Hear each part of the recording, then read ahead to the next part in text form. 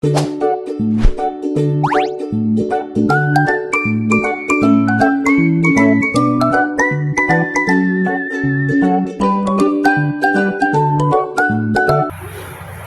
selamat sore teman-teman.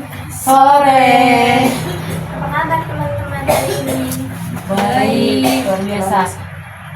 Ya, semoga dalam keadaan baik terus. Sebelum kita memulai kegiatan, alangkah baiknya kita berdoa terlebih dahulu menurut agama dan kepercayaan kita masing-masing. Berdoa dimulai.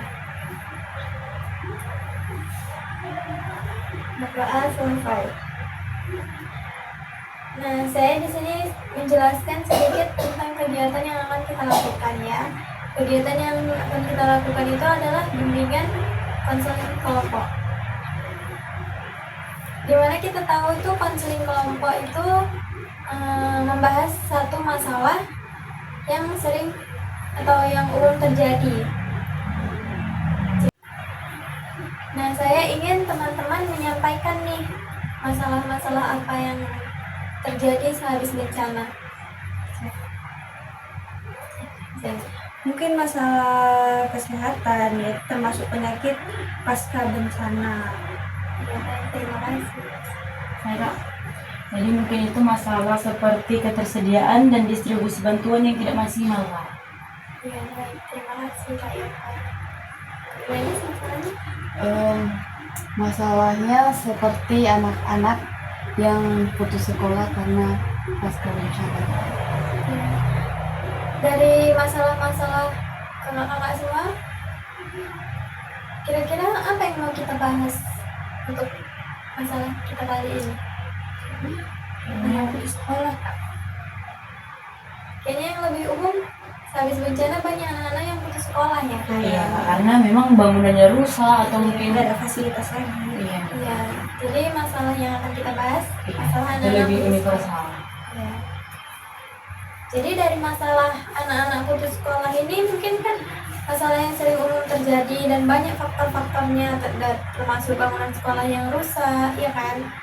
Jadi mungkin teman-teman sekalian ini udah tahu nih solusi untuk anak-anak yang putus sekolah ini apa? Kira-kira ada nggak yang ingin menyampaikan solusinya? Ya, Kak. Ya. Mungkin dengan mendirikan sekolah darurat dan ruang kelas sementara di lokasi pengungsian untuk memastikan akses pendidikan tetap berjalan selama pasca bencana. Jadi menurut saya itu Kak, solusinya itu yaitu adalah dengan memberikan bantuan psikososial dan trauma healing kepada anak-anak agar mereka itu siap secara mental mengikuti pembelajaran kembali setelah merasakan bencana sebelumnya Kak. Terima kasih Kak Yova. Ada lagi? Kak Gladys? Solusinya dengan menyediakan bantuan sosial bagi keluarga yang terdampak agar anak-anak tidak perlu putus sekolah untuk membantu ekonomi keluarga serta mempercepat rehabilitas fasilitas pendidikan. Iya, mungkin banyak solusi-solusi yang bisa diberikan ya sebagai calon relawan, dan juga bisa mengajak kepala daerah itu bekerja sama untuk membangun sekolah darurat agar anak-anak itu nggak putus sekolah. Jadi pendidikan tetap berjalan ya kan. Nah, dari solusi tadi nih saya ingin teman-teman menyampaikan nih komitmen apa yang teman-teman ambil dari solusi kita tadi. Kak, Ya.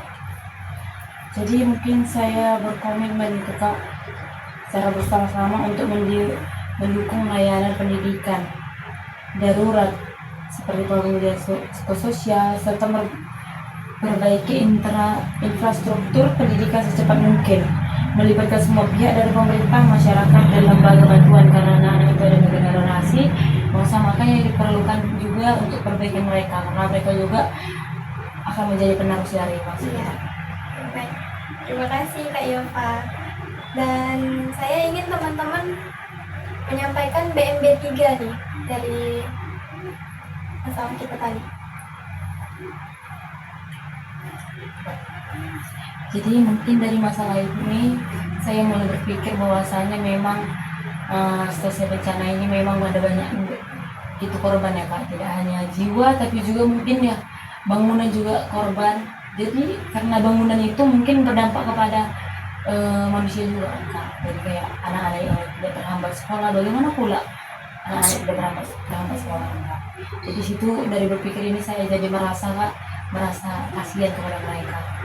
Jadi dari sini saya mulai bersikap untuk lebih peduli dan lebih mendukung mereka dengan cara apapun Kak.